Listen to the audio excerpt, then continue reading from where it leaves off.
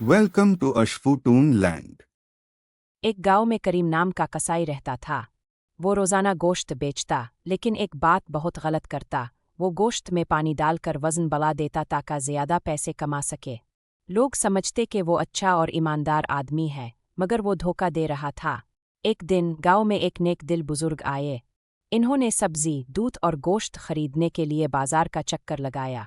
जब वो करीम कसाई के पास पहुंचे तो उन्होंने गोश्त खरीदा। जैसे ही गोश्त पकाया गया, इसमें से अजीब सी बदबू आने लगी। बुजुर्ग समझ गए कि इसमें पानी मिलाया गया है। अगले दिन बुजुर्ग मस्जिद में ऐलान करके सब लोगों को जमा किया। उन्होंने कहा, जो शख्स लोगों को धोखा देता है वो खुद को भी नुकसान पहुंचाता है। अल्लाह ताला बेईमानी को पसंद नहीं करता। सब लोग शर्मिंदा हो गए और करीम कसाई का चेहरा लाल हो गया। वो समझ गया कि इसकी हरकत सब पर ज़ाहिर हो चुकी है। इसने सबसे मुआफ़ी मांगी और वदा किया कि अब वो कभी बेईमानी नहीं करेगा। तब से करीम कसाई ईमानदारी से गोश्त बेचने लगा।